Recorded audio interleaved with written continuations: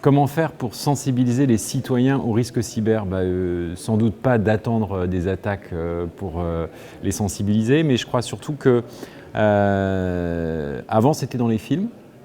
Aujourd'hui, ça touche son entreprise ou l'entreprise voisine ou un voisin qui vous raconte telle et telle chose. Donc il y a une prise de conscience générale qui est en train de se faire, tout simplement. On l'a vu d'ailleurs dans les budgets informatiques des entreprises sur la métropole où, parallèlement à la crise du Covid, les budgets en matière de sécurité des systèmes d'information ont nettement augmenté ces dernières années. Et je pense que les citoyens vont avoir finalement une double prise de conscience. D'abord, l'enjeu de protéger et de sécuriser ces données, y compris les plus intimes. Et puis, il y a une deuxième chose, c'est qu'on va prendre conscience aussi, en tant que citoyen, de l'impact environnemental de l'utilisation de nos données et de l'utilisation tout court du numérique. Il ne faut pas oublier qu'il y a 10 ans, l'iPad n'existait pas. La tablette n'existait pas. Il y a 20 ans, nous n'avions pas de téléphone portable. Tout ça pour dire qu'on a vécu 10 années de liberté absolue du numérique et qu'on va rentrer progressivement dans une forme de sobriété et d'éthique parce qu'effectivement, rien n'est gratuit et puis tout a un impact sur la planète, y compris quand on se fait prendre en photo une dizaine de fois et qu'on les conserve dans le cloud.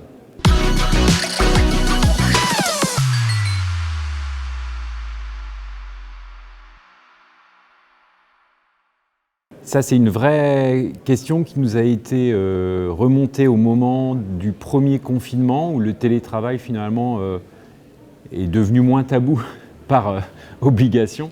Je dis ça parce que ça a été quand même une sacrée révolution d'avoir ce confinement sanitaire et puis donc cette capacité à organiser du télétravail. Deux choses, les entrepreneurs, les patrons d'entreprise ont pris conscience peut-être de la fragilité des échanges de données quand on était dans sa maison et plus dans l'entreprise et qu'on ne bénéficiait plus du pare-feu du service informatique.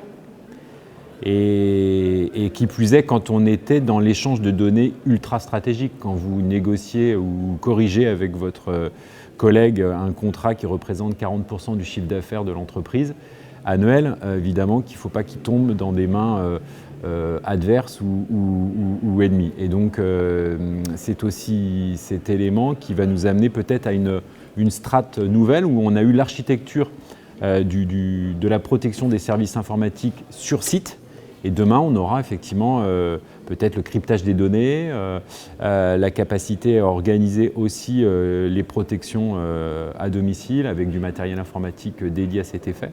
Donc il n'y a pas que finalement la construction d'ossature informatique, il y a aussi évidemment tout le matériel qui va venir protéger ces échanges de données.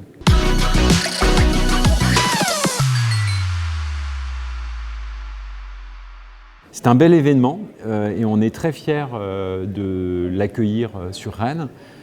C'est vrai que cette ville a un très fort passé télécom, puis numérique et aujourd'hui cyber. C'est lié aussi à des décisions politiques et on se souvient des décisions politiques qui ont été prises dans le mandat du président Hollande de faire un choix, celui de créer à Rennes la base arrière de la cyberdéfense. Et on voit aussi que finalement, ce choix politique, à un moment donné, essaime dans le civil.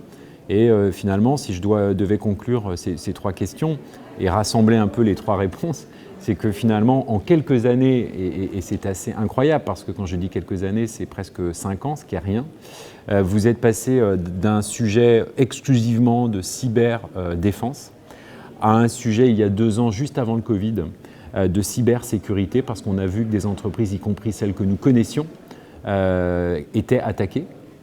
Et on va arriver progressivement, ça c'est d'ici 1 an ou 2, vers la confiance numérique avec justement cette prise de conscience collective et citoyenne de l'enjeu de la sauvegarde des données et de la protection de ces données, et puis de la sobriété énergétique de ces données, parce qu'évidemment on stocke, aujourd'hui on ne se rend pas compte, mais les data centers sont des consommateurs d'énergie dingues et je pense qu'on va se retrouver aussi dans une forme de sobriété. Donc on aura vécu les 10 années un peu folle de l'utilisation du numérique et des réseaux sociaux, en pensant que tout était gratuit et accessible. Finalement, on se rend compte que la gratuité, c'est pas si évident que ça, c'est plutôt les données personnelles qui sont la monnaie finalement d'échange.